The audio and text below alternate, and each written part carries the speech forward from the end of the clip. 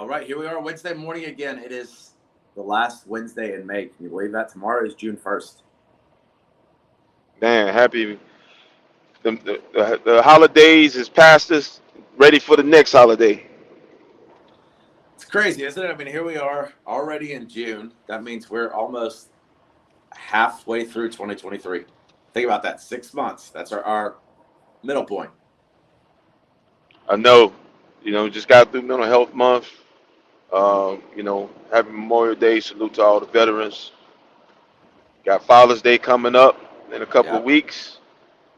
So, we just gonna keep on celebrating life and talking about what's next. Yeah, well, and unfortunately, you're not able to be here with me this morning, but I mean, you can see I've got a decent little view there behind me. Yeah, that overcast. It's a little dreary, but hey, we'll take it. It's still nice weather. Hopefully, the rain don't drop today. I mean, we're still supposed to get to about 83 today, so hey, I mean, the weather should be good though, That's clever weather right there. right? So a little Oh breezy yeah, this morning, a little overcast, but we should be good to go this afternoon. sounds good. So we got a couple little interesting things here, including one I'm going to hit on ahead of time. This just broke. Remember Levon Bell, running back for the Pittsburgh Steelers? Oh man, what Le'Veon did, man. He's come out and admitted that he smoked before games and it helped him, relaxed him. And in those games, he feels like he ran for 150 yards and 2 touchdowns each time he did it. So he's what he's saying is that he was so calm and so cool in between the crevices that Yep. he wasn't even worried about taking a hit. He was relaxed.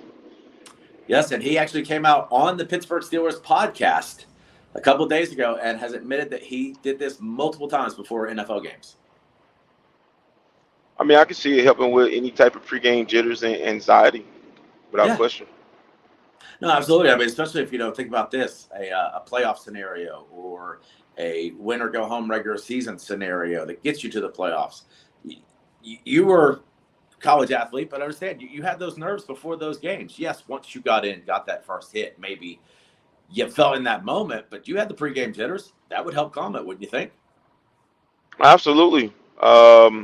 It's just like any big stage. When you are in the public right away and you got thousands, if not millions of people viewing you, especially when you're in a full stadium, and just depending on the team, between 60 and 80,000 people in the stadium, screaming, whether they for you or against you, it can do something to you. Definitely can do something to your nerves. Yeah, no, absolutely. So, yeah, hey, I get it. I get it completely. But now we're going to have a few different updates here. Minnesota, for example, adult use is closer to the finish line now. They're saying the North Star state legislation winding down. We talked about it a little bit last week. The lawmakers in both the House and the Senate passed a compromise bill, worked in a conference committee this past week, and the next step is going to be the governor's office. Okay. So the enrollment of HF 100 was signed today. That was as of Monday with an honorary green pen. Okay, good point. Fair enough.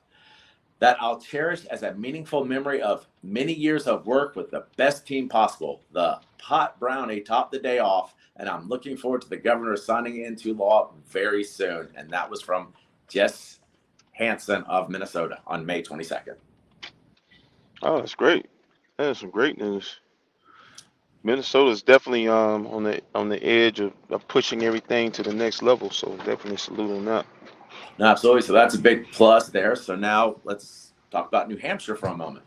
A lot of cannabis related activity is going on in New Hampshire.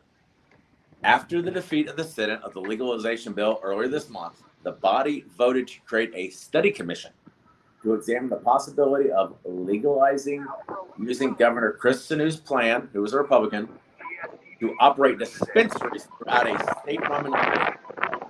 The House is looking at a new model with a combination of state stores and private shops. Now, the question is, will this plan emerge this year or not? So that's what we'll have to stay tuned and find out. Definitely, But I think when you look at that rollout, it's missing something there. okay, What do you think that you're missing? Because I see where they're talking about stores of both private and open sectors, which are great. So, what would you say they're missing in that? Well, first of all, normally what most of the states do is they list the number that they're going to actually license in the actual beginning True. from a regulatory standpoint. So they have not established a regulatory force. They just have it open. Is that what it's saying, that it's open? Well, it's funny that they are getting a study commission to examine the possibilities of legalizing it. And the plan currently under the news plan is to operate dispensaries through a state-run monopoly. And the House is looking at the new model with a combination of state and private. So yes, they're not saying how many dispensaries, stores, where it will be run, how it will be run, or anything like that at this time. Okay, so I see what that is. So basically, it's just a heads up, Right. and it's not specifically giving um, anything else other than this is just a news and update. We're going to give you some form of progression in the industry, Right. but we're still going to continue to look and see where we're at overall. It's not even it's news, but it's not groundbreaking. No, no, no, not at all. It's I guess it's almost like the idea of, let's say that, knock on wood, we're not, but we're in a drought. Okay. So we're expected 10 days. We're on day 2. Nothing's different. Nothing's making us say, oh, great, it's almost over. Oh, great, here we are at the finish line. We're in the middle of what we've already figured. Right, and that's totally what it is. It Yeah. hasn't. It's like a ray of hope saying, "Hey, we're gonna do something," but we hadn't did nothing yet. Well, no, and keep in mind, too, they're saying that they're going to have a study commission. But what does the study commission mean? Only that they're going to study it. It doesn't mean it'll progress, doesn't mean it'll move forward, don't mean it'll be passed into a law. It's just saying we're open to studying the possibility of maybe we'll discuss it further. Okay. Yeah, that definitely needs some help and it needs some more push. So we need to make some calls. Right? Because we've got to get that going forward there in New Hampshire, which we've talked about before. And that region of the country is very, very supportive of it. So we need to get their support as well. But now, how about this one, though? Nebraska. Nebraskans for Medical Marijuana has appeared in the news several times as far back as March of 2020. They've been advocating for medical cannabis for about 8 years, each time falling short of their goal. No surprise, they're going to try it again. But this time, they're starting their signatures, gathering their campaign earlier in order to get more than 100,000 signatures necessary to get on the ballot.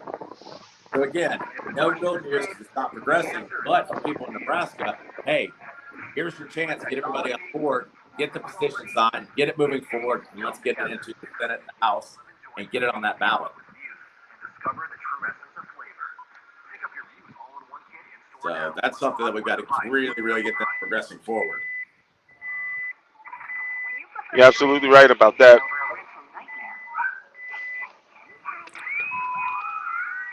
So from the news of the states to something I found very interesting. So we've heard about different drinks exactly for, CBD and cannabis, correct? Like not here in the States, but in Canada, they have a CBD seltzer, for example. We've heard Right. about Gip, who we want to get on the show, who Gip, being that you can't have the mixture of the alcohol with the CBD, he has developed flavors reminiscent to bourbon, vodka, tequila, and so forth and so on. That he mixes with CBD, muddles it, makes great drinks, by the way. So we need to get Gip on here talking more about it from Gip Goodies. But how about this? California's gone to the next step. Weed wine. What's your thought on that, first of all? Wow. Wait a minute. So it's against the Fed to infuse CBD with any type of alcohol or spirit. So wine, it's still a spirit. How does that Right? work? I don't know exactly. So here I've got some of the stuff there. California's the only ones doing it currently. So they're stating that if you're looking to consume cannabis in a liquid form, weed wine may be it for you. The Alcohol Beverage Commission does have some specific guidance on mixing alcohol and marijuana, just like we talked. They made it clear that this is a no-go. Specifically, you're not allowed to sell alcohol and marijuana in the same store. Take it to the next step. That makes it tough to offer weed infused wine. There's also a specific prohibition against edible cannabis products being sold as alcohol products. And there is a business code that states no ABC, which is the alcohol board basically. The ABC licenses premises can sell marijuana. All that together means the alcohol weed wine is not allowed. But here's your catch. Non-alcoholic weed wine is okay. So what are you getting basically? Grape juice with weed, right? Hmm. So what it is they've got honey and mint infused wines are very popular in ancient times. However, historians and archaeologists have found that cannabis infused wine were also a thing back then. Now, let's since we're staying this historical, let's think about this for a minute. In the Bibles, there were several references of using wine to help soothe the stomach, that it helped with stomach aches and whatnot, which of course is not grape juice, that's the actual wine. So now with this bit of news, you ever think that maybe what we read in the Bible was actually also wine infused with weed because of the medicinal purposes? Just a thought. What do you think on that? That's a huge thought. Um, I think that's a really big stretch. I'm not sure because they never, they never. Well, I can't say that for sure. But for what I know of the Bible, they never talked about um, cannabis or the No, smoke. no, no. And that's why I'm saying this is, just kind of like grasping a straw, so to speak. But with them saying that cannabis infused wines were a thing, and the fact that it has mentioned before about the wine to soothe the stomach, which, yes, wine can do that as well. It's just a thought. We don't have any proof. We can't prove nor disprove, but it's an interesting thought and theory to, kind of digress a little on. Yeah. Uh, Now it's it's when you talk about it as it relates to the Bible, and I remember we discussed it. They talked about the yep, seed, yep. And all and the plants of the field. Uh huh. so it sounds like we gotta get Pastor Cook back on the show. Yeah, because that's something I saw last night. I'd really like to get Pastor's Cook take on that. I'll try to get him this afternoon. But that's just it's an interesting thought. And like we said, I don't know of any way we can prove or disprove. But if the historians and archaeologists have found that cannabis infused wines were also a thing, it's just a thought. Yeah, yeah. It's So that the only thing is that with the Fed that it can't be alcohol or spirits infused right, with it. That's why the seltzers are non-alcoholic right, with the cannabis in there or the CBD in there. exactly. No, exactly. So these date back as far as the mint infused counterparts. But while mint wines were regularly a Friday dinner, for example, at least for the rich people, weed wines were used far less often. It is assumed that this was due to their powerful effects. So, just how powerful is it, they're saying? Historians tell us that the Eastern Han Dynasty surgeons by the name of Halto used wine infused with the cannabis as a anesthetic. How about that? But we don't know the exact recipe. This was in the 2nd century CE. Marijuana has been used as medicinal plant for the last 4,800 years. So think about that. He actually, in the Eastern dynasties, used this weed wine, for example, as an anesthetic. It's very interesting because I mean, it does have healing and soothing powers. So with the alcohol content, that was the antiseptic Right. properties with the healing properties, which means cleansing and healing. That sounds like a great combination. Absolutely. So another target audience for the weed wine in ancient times were religious indicates of all colors and creeds. The ancient Greeks to the early Christians included the pot infused wine in their ceremonies. So think about that for a minute. The weed infused wine is not a new idea for the California. Certain California winemakers have made it since medical was legalized a little bit longer. They were very low key about it and talked about it. Most of it was shared with friends and family. Nowadays, the industry is booming in Sonoma County, which is huge, huge for all of the wine. Right. California currently is the only Kush-friendly state that does not explicitly ban making and drinking the weed wine if you'd like to try some in California. Now, keep in mind, like you said, they're not banning the making and drinking, but they are not FDA allowing it to be done for sale. That is, I mean, at least it allows it to go into testing for the open market. Mm-hmm. And then once they see the ways that they can actually regulate it, I do see that being an opportunity there. So the effects of it. Weed wine taste depends on numerous factors, which, of course, if you drink wine, you can understand that. But painting with a broad brush, it pretty much boils down to red grape versus white.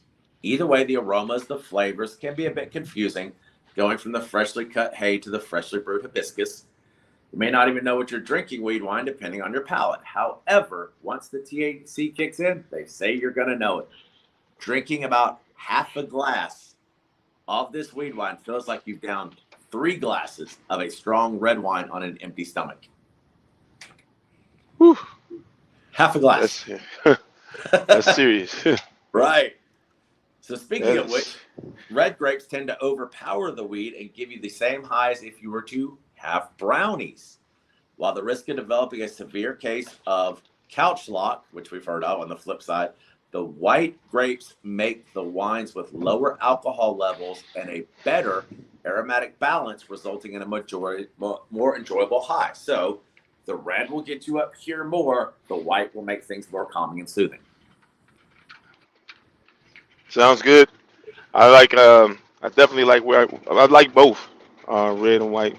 So Well, and definitely. remember too, the wines are supposed to, be for also the type of meal you have. Red, more with a meat, white, more with a fish and whatnot.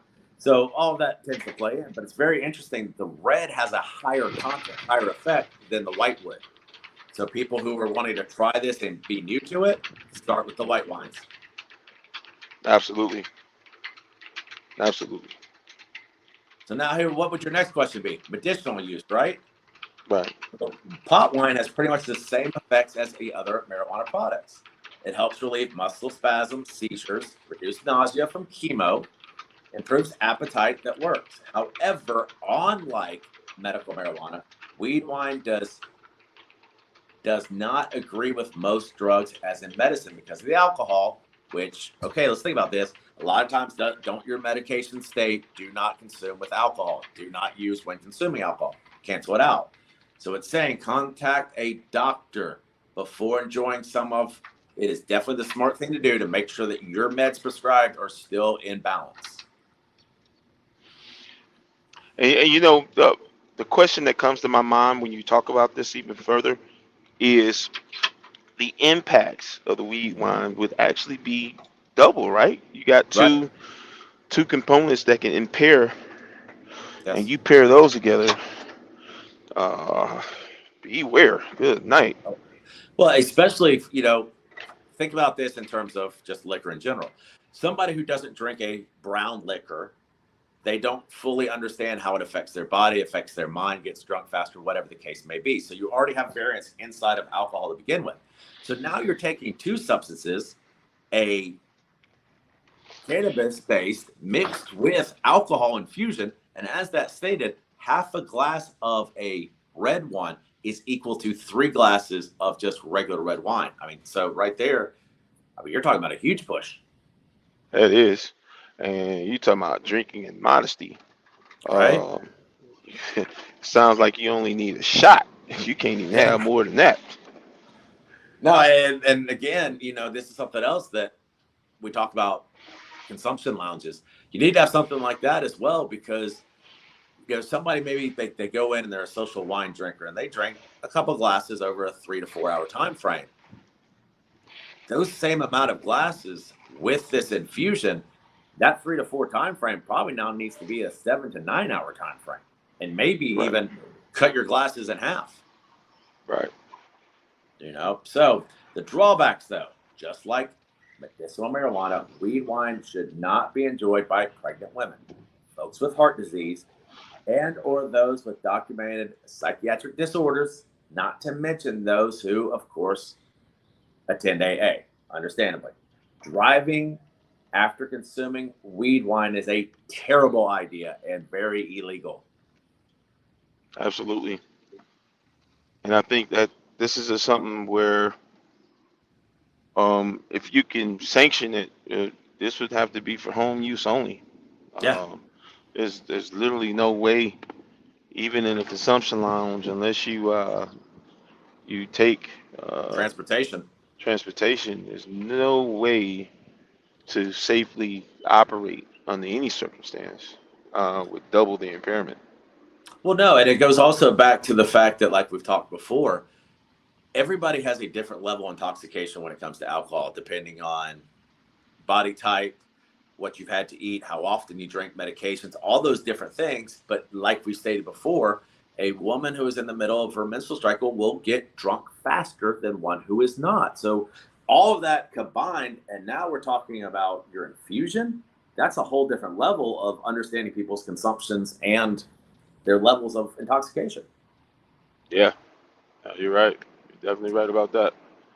So I like the idea. I think it's very beneficial in some regards, but it is a ticking time bomb for others as well, though. So it. I commend them. I applaud them. I'd love to find out more about the historical past of this, but at the same point, boy, there's a lot to digest and a lot to study and be cautious of. Totally. I could see it at a, possibly a vacation resort where you ain't Right. going there for a couple of you're not going anywhere for a couple of days. I could see that.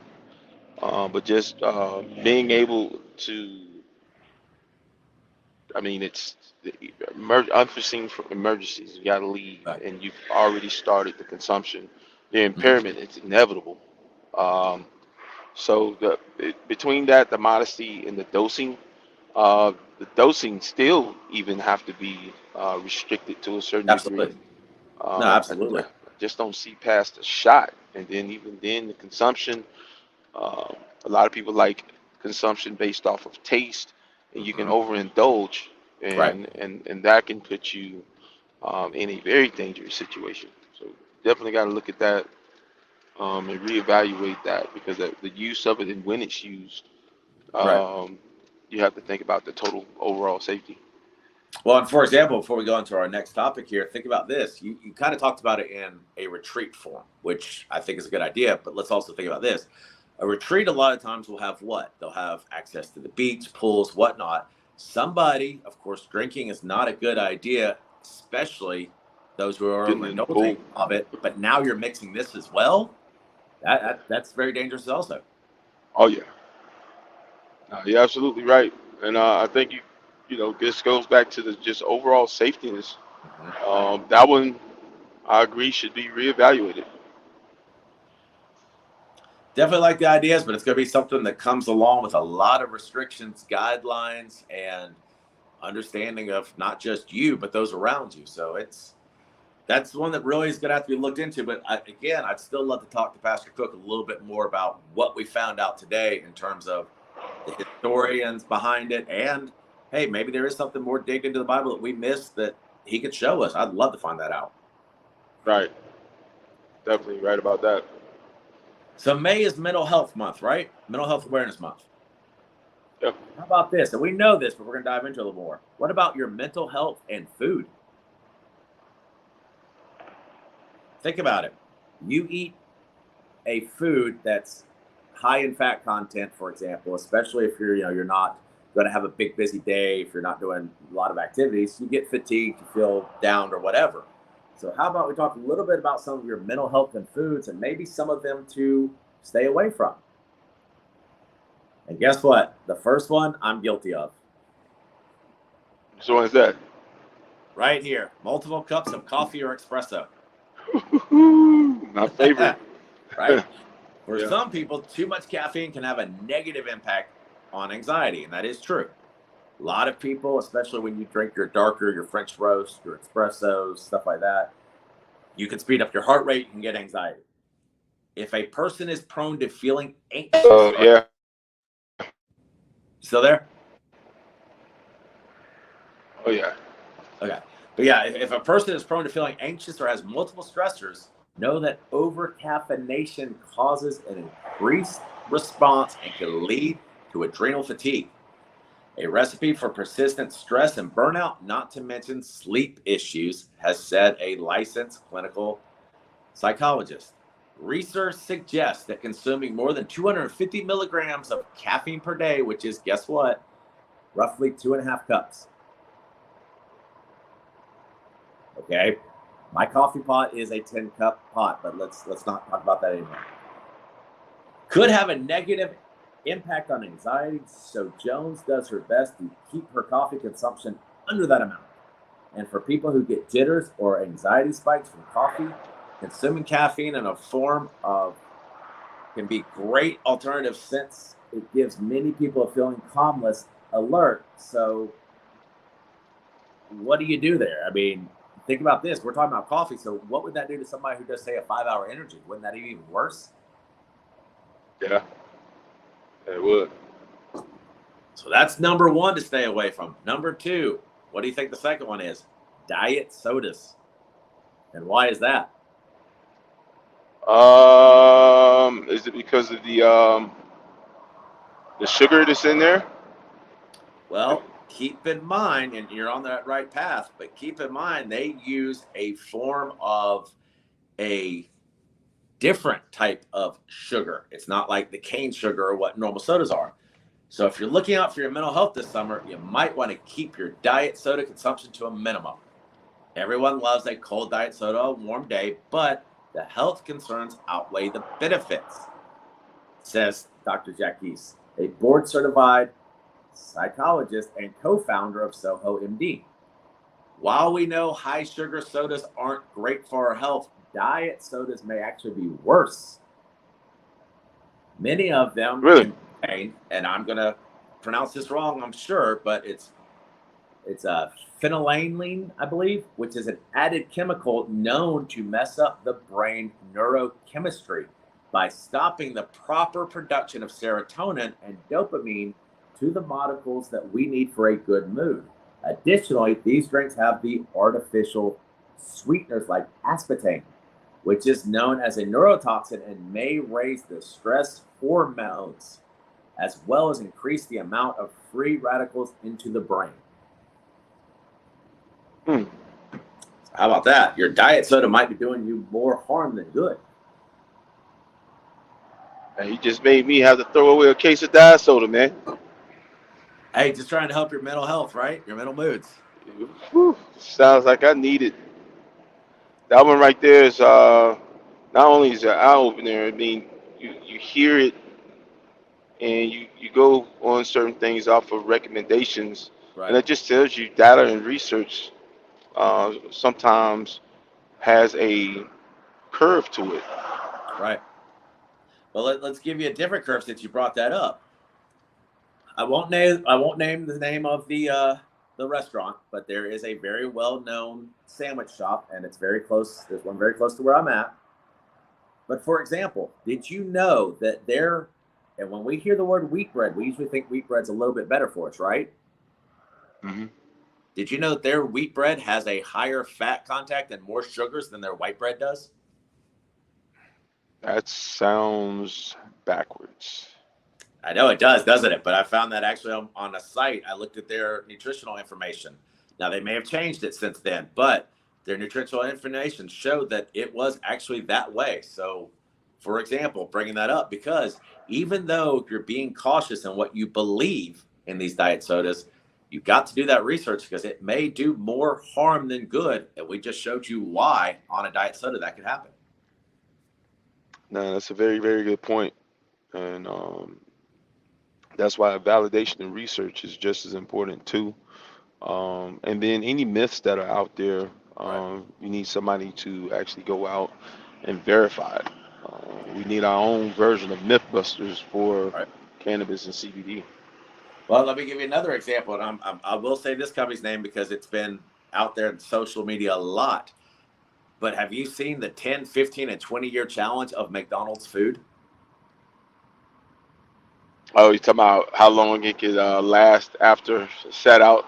It still looked the same. Yeah, You got people who are yes. taking the food 15 years later, and on a photo, it looks just like you ordered it. How crazy is that? That is crazy.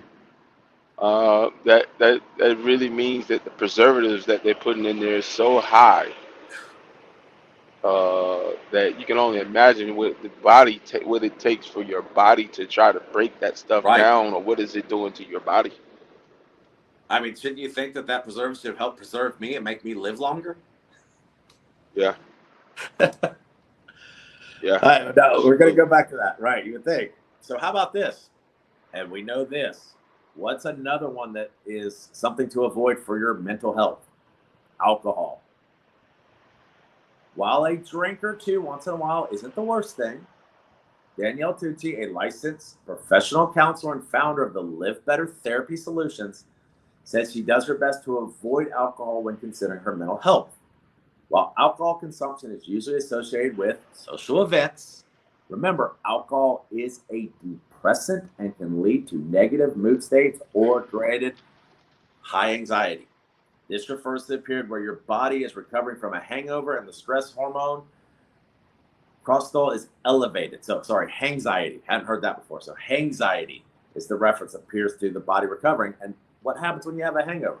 Other than being dehydrated, you feel worse, don't you? Hmm. So keep that in mind. Alcohol is a depressant. Yes, it's a social thing. We do it at concerts, ball games, dinners, you name it. It is a depressant, though. So please, and keep that in mind, like we said about the weed wine. You're mixing a depressant with a stimulant, so to speak. It's not Hmm. necessarily a good idea either. Yeah, you're right about that. So speaking of, like we said, of McDonald's, highly processed foods. Aurora del Los Santos, a clinical educational psychologist, said that when she eats certain processed foods, in her case, pancake mix from the grocery store, it causes anxiety spikes. One food that rises my peak is the box of pancake flour from the supermarket. At breakfast time, although I enjoy eating pancakes, I can see how my body becomes inflamed and how this generates anxiety when I eat these pancakes over 2 consecutive days. Now, she doesn't say here and there, she's saying back to back. I have trouble concentrating, my mood changes, and I don't feel calm. Bloating is very uncomfortable, and this negatively affects my mental health. Hmm. So, got to keep those in mind too, and be cautious of those. Now, something I'm going to throw out here beforehand, and I've done this myself because there was a time years ago where I had some very severe panic attacks. They actually said, for example, you need to stay away from dark chocolate. It elevates the blood rate, it elevates the heart rate, and can bring on anxiety attacks. But there is an answer in food: common carbohydrates. You ever heard of those? Common carbohydrates. Give me Yes. an example. So, for example, if you feel this, if you feel anxious, if you feel this coming on, perhaps try common carbohydrates. And those would be things such as pastas, potatoes, something like that. Something like that should be able to help calm you.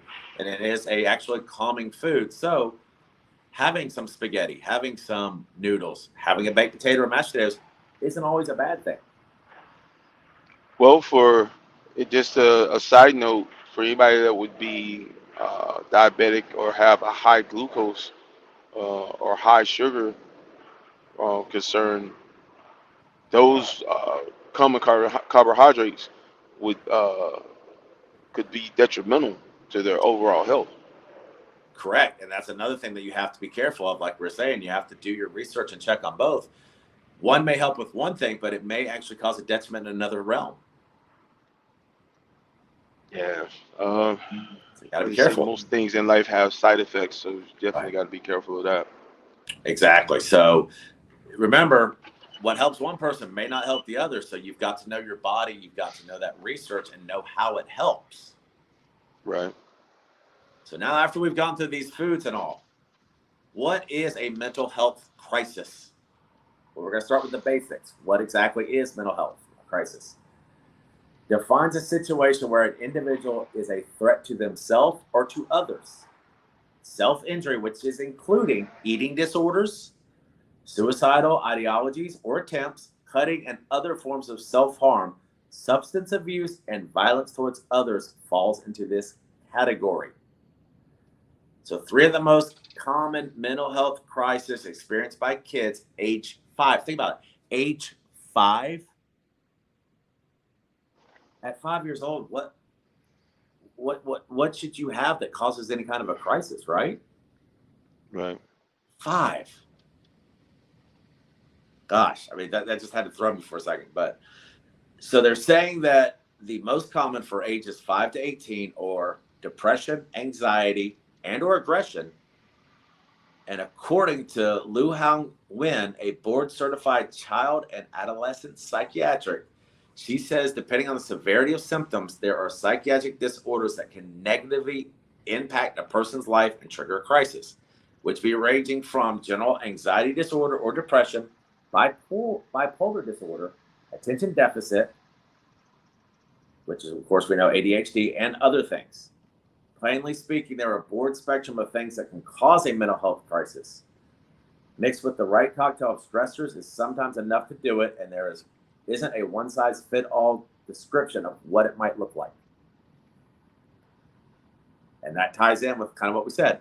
Ultra-processed foods can alter bacteria in the gut. This bacteria interacts with our immune system, which eventually leads to chronic inflammation.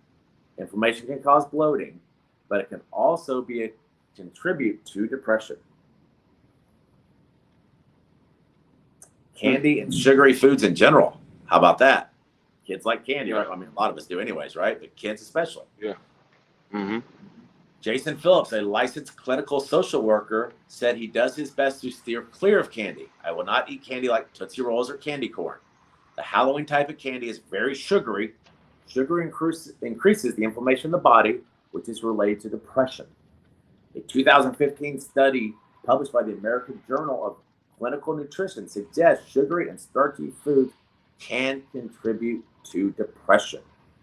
Now, with that being said, the consumption of natural sugar, like that found in fruit, but as you stated, still have to be careful with that, is a lot different than the type in candy. In fact, one study found that people who snack on fruit are actually less likely to report symptoms of depression. So while candy and other refined carbohydrate sources might be detrimental to the mental health, not all sources of sugar are. But you can speak on that. If you are a diabetic or in certain realms of that, still eating those fruits can still be a problem, correct? Yes. So, Very much so. You've got to be careful. Just because one works for one doesn't work for everybody. And like they said earlier, it's not one size fits all. Absolutely not. Definitely So now here's a question. We touched on this last week a little bit.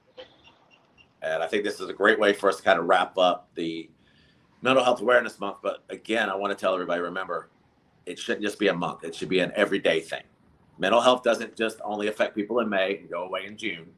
So tomorrow there's not a cure-all. Mental health is now over for a year. That's not how that happens. But how do I know if my child is in crisis or having a mental health emergency? Sometimes you know when your child is in crisis. We can tell those things, right? Mood changes, withdrawals, just general body language, right? Their behavioral changes. Yeah. Or we have what we call the gut instinct, right? That is sometimes wrong. So gut instinct is not always right. But other things are a little less obvious. Some kids are masters at hiding these things in plain sight, correct? Yeah. So this one parent explains why she would hide everything from her mom. My depression, fears, scars, anxiety, heck, even my severe suicidal thoughts were a secret. I kept my grades up. I was active in nearly a dozen clubs, and I held down a job. To the outside observer, I was studious, overachiever. Nothing seemed amiss, but inside I was drowning. And I brought that up because depression is not something that we see on somebody's face all the time, right? I mean, you've seen those pictures. Robin Williams, suicide. He made people laugh. He made people have fun. He walked around and looked like everything was great, but inside he was battling something, wasn't he? Yeah. So some things you can look for though. If your child refuses to get out of bed, not just your child, anybody. I mean, people wanting to sleep all the time is a high sign of that. Run away from home, having the thoughts of suicide, of course, are considered emergency situations. If you notice significant weight gain or losses, changes in behavior, or if your kid suddenly begins saying things like, I don't deserve to be here, that is a sign that something is wrong. In teens, we need to see a decline in grades, withdrawal from social settings, lack of interest, behavioral outbursts, and a tendency to isolate. So we got to watch those takeaway and pay attention to the major changes. So the question is then, what do you think someone should do if they notice any of those? I think one of the first things when you look at it overall, Nate, is you definitely want to seek a healthcare professional to get that child the service that they need.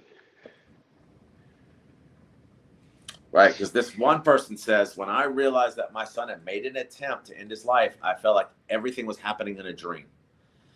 Crucial moments are often like that. I heard myself saying calm words out loud, but my inner monologue was screaming along the lines of, oh my God, oh my God.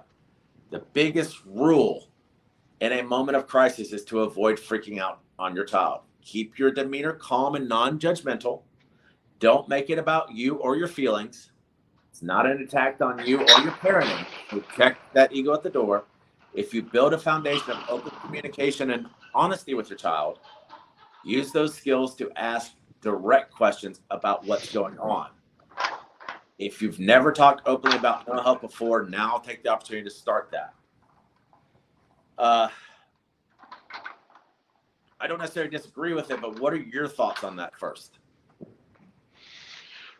Um, the thing about mental health is touchy because out of care and compassion, you always want to try to do what you can to help someone, but you never know if you're going to trigger any particular traumas. Right. So you want to ask as many questions as much as possible so that way you can get at least some form of understanding so that way you can refer it out to a professional. I truly believe as a parent, if you have not been in it the first time, you may ask your mom, your dad, your grandmother, your grandfather, another family member that may have children. You may have a discussion about it. But in today's time, things change a lot. They don't just Right. change a little. These are situations that play out totally different when you're talking about people and their overall mental health. They play out No, so different. no, I agree. And the thing is, what I kind of take away from that is, yes, as a parent, the best thing is to be open, to be honest, to be attentive and listening. Let them speak, let them get those thoughts and feelings out and try to help them. But also, let's keep in mind, be honest, a lot of kids don't want to talk to their parents about it. Like that one saying she hid everything, so everything looked great, because whether it be they don't understand as a parent or I don't want to let them down, there's, I'm sure, many teens, children, even adults who they're not going to be open and honest with them about it. Right. So I want to give you some statistics here. Mental health disorders account for several of the top causes of disabilities in established market economies such as the US. Worldwide include major depression, also it's called clinical depression, manic depression, which is bipolar, schizophrenia, and obsessive compulsive disorder. Now, an estimated 20%, 26% of Americans ages 18 and older, about 1 in 4 adults, suffer from a diagnosed mental disorder in a given year. Many people for more than one mental disorder at a time, so they may have multiples. In particular, depressive illnesses tend to concur with substance use and anxiety disorders. Approximately 9.5% of Americans, adults ages 18 and over, will suffer from a depressive illness, major depression, bipolar, each year. Women are nearly twice as likely to suffer from major depression than men. However, men and women are equally likely to develop disorders. While major depression can develop at any age, the average age of onset is in their mid-20s. Think about that for a minute. So even though we show all these teens and these children have problems, the major depression develops at any age, but the average onset is in their mid-20s.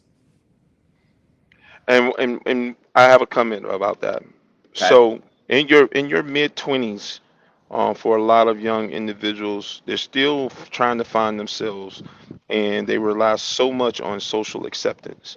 Right. And I think that that is a key contributor to that stress and that depression. Sometimes they can be socially unacceptable or unaccepted by friends, peers, and so forth, and it puts a tremendous amount of pressure and burden on that person, uh, that they have those thoughts and those feelings, and those thoughts and feelings. That no, there's nothing wrong with it, Right. but you have to also develop who you are as far as your character. You have to try to know who you are, try to find who you are, Right. determine who you are, determine who you want to be. And when you do that, those are the things that will help you deal with those circumstances, and you're able to be on that island and still be happy and have purpose. When people feel like they don't have purpose, that turns into something else, Right. and that something else can play out totally disastrous on their lives. I agree with that completely because with bipolar disorder, which affects approximately 2.6% of Americans age 18 and older in any given year, again, the average onset for the first manic episode is also in the early 20s. Most people who commit suicide have been diagnosed with a mental disorder, most commonly a depressive disorder or a substance abuse disorder. 4 times as many men than women commit suicide. However, women attempt more often than men. So think about that, those numbers we gave a while ago. 4 times as many men commit, but women attempt it more often. So that's a very interesting statistics. A lot of ways you can look at it, but your first initial reaction thought of that. The one thing, and I don't want to say this wrong, the Right. world is very, very emotional, Yeah. and women love very hard, and sometimes those emotions can subject you a little bit more than um, than others. And I just think with that, um, there's no way to break that number down the right way, because once again, it's a lot of phenomenal women in the world. Oh yeah. Women, uh, their the first responsibility they have in this world is to bear life. Um, you know, and in addition to actually living their life, they are the carriers of life. They continue to reseed and repopulate this world. So that's tremendous as well. So as a man, we don't know that. We don't know that because Right. we wasn't given that ability. So definitely for all of the women in the world, salute to all the mothers because they have a tremendous responsibility to bear. Oh no, absolutely.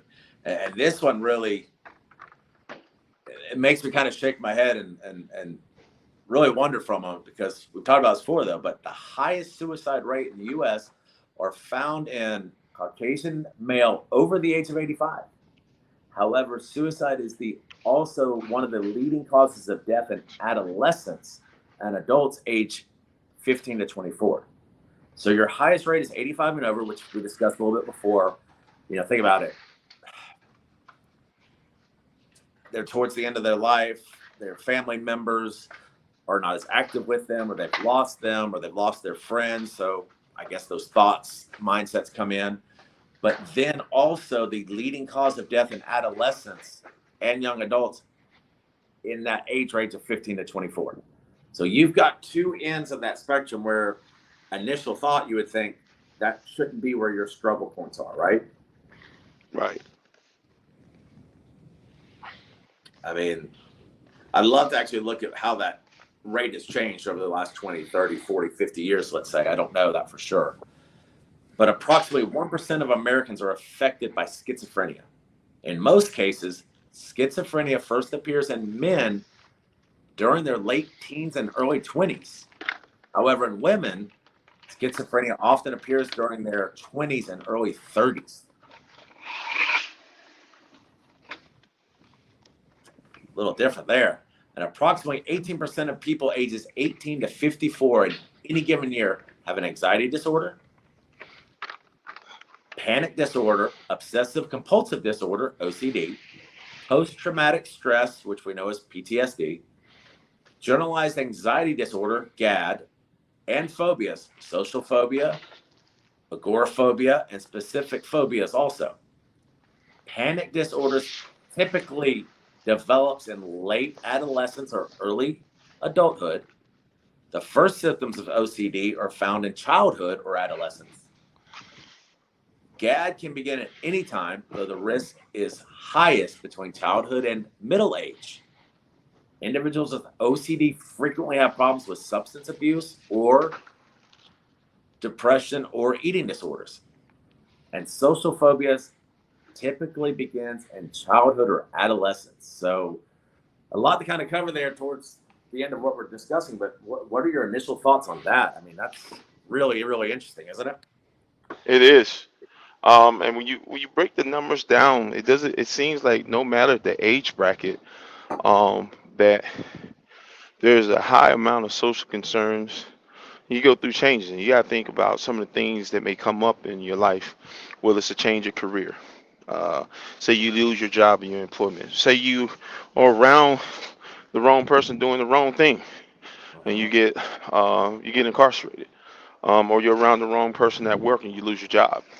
Um, so imagine being at the wrong place at the wrong time and you see Right. something traumatic or horrendous to you. So you have so many different things that you can be subjected to just in life alone that we want to look at that as contributing factors as well. And what you want to do is you want to figure out the best way to mitigate it. We all need love. We all need support services. And just imagine those people may not at that moment have the support that they need. So now everything becomes critical, trivial, subjective, and that can make it even harder, or a rougher patch to get past. No, it can. Now there are a few good things that we can discuss on this that maybe have helped become that we talk more and we're more aware. After increasing from 2000 to 2018, the age adjusted suicide rate declined beginning in 2018. Not dramatically, but it did decline. Now, keep in mind though, this was pre pandemic. It went from 14.2% of 100,000 to 13.5. Suicide rates for females in all age groups over 25 showed recent declines, while rates for those 10 to 14 and 15 to 24 have generally increased. Between 2018 and 2020, again, like we said, pre pandemic, suicide rates decreased in males ages 45 to 64 and 65 to 74. Now, I want to close with these two real quick here. Now, this is a 2020 survey. I don't have the more recent. For females in 2020, the rate of firearm related suicides, 1.8, was higher than the rates by poisoning and suffocation. Those were the top three for them. For males, the leading means of suicide was firearm, 12.5. So just look at that one for a minute. Women was 1.8, men were 12.5. The rate of suffocation was 6.1, where in women it was 1.7. So the reason why I want to throw that out real quick, we see where those rates are. So my question is then with women, their rates being so low on the 1.8 and 1.5, what do you think their highest cause of the way suicide is for women? Well, you got to remember life is very, very subjective, and the emotional side of it can be extreme. So, I mean, it's um, sometimes in some people there may be a form of chemical imbalance. It could be social imbalance as well, um, financial imbalance. So, balance is definitely totally important. Being able to reflect, being able to know, being able to understand. So, for Mhm. all of the emotional, subjective people, I think it is, and one way to say it, a white noise. It's just, it's just this no man land, and from there, you have hope or you have despair. Right. And it just sounds like some of those decisions on the flip side of despair. If you have hope, you see the light at the end of the tunnel. You'll continue to push. You'll continue to persevere. Um, Hope is one thing I think that we all need a lot more of, and I think it'll Absolutely. help us in any dark time, any dark moment, and I think that that will help us get past those unfortunate crossroads. Those crossroads where you have to make a decision, and you make a split decision where you just say to yourself, "I can't go no further." That is so critical. And even for the people who don't know you, they still love you because you're a human Right. being. And you got to think about the people who you've never met in this world, who, if you gave yourself a chance, you get a chance to meet them and they will add value to your life. And those are the things that sometimes people can't see and sometimes they don't know. So we have to continue to talk to them, help them, direct them, guide them, give them the resources so that way that they can see a better way, a better day. Mhm. That's so important for us all because we all go through emotional moments, whether it's with our children, whether it's with our mother, our father, our aunts, brothers, friends, anyone that's very, very close to us. We go through changes and decisions daily. And if we can enhance those and make those better, we can do so much more and see so much more. Now, I want to give you this real quick because we're getting ready to close here from the CDC. Because we talked about men, we talked about women.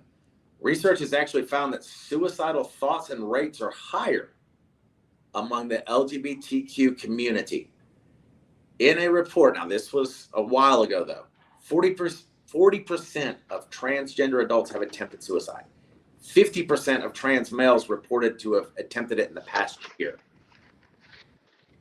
So suicide and mental health is across the board, no matter who or what you are. It affects everybody.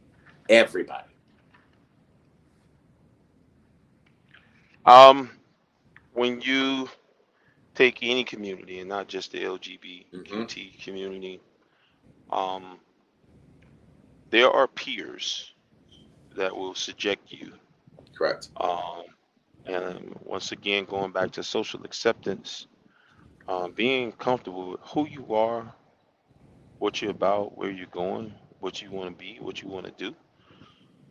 Um, if you thought about the end product of you in mind, you wouldn't make those decisions against your best interests. But when you take somebody else's opinion over yours, those are unfortunate circumstances that people subject themselves to and may find themselves short of the peace of mind that they need to Right. go another day.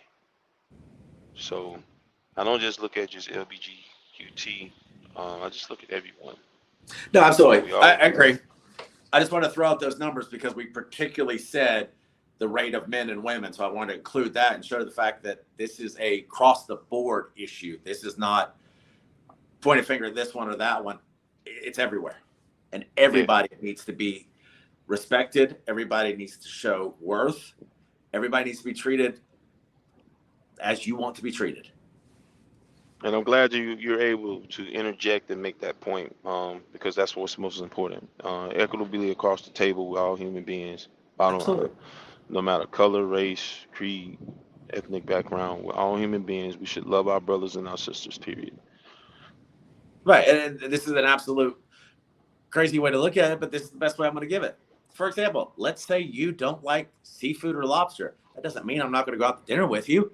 We can agree to Right. disagree. Maybe you don't like the same food I have. That's okay. That's Absolutely. fine.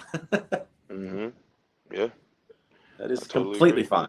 Nobody's going to like everything you like. That's why we're all different. And that's why we make the world great. Totally agree. Totally agree. But man, we had a lot to go over this this hour. The main thing I can say is yes, Mental Health Awareness Month does end today, but it's not an ending process. It's every day, every moment. People may seem great right now, and 3 hours from now, they're going to have a problem. So keep that in mind. Show compassion for everyone. Try to help someone. Try to be there for someone, and don't just take "I'm fine" or "I'm okay" as an answer, please. And you know, Nate, I want to create a challenge, and this is something that as we sit down and discuss it, because mental health awareness month should be every month. Absolutely. I want to challenge us as an organization to create a panel, whether it's monthly, maybe going into the next 30 to 60 days. Let's create a panel monthly where people can come and be a part not only of our discussion, but we can provide the counselors and some of our resources, some of the people that we know to come in and just talk. Mm-hmm. Because, introductions are everything. And you can Yes. always be introduced to a great resource or a great friend.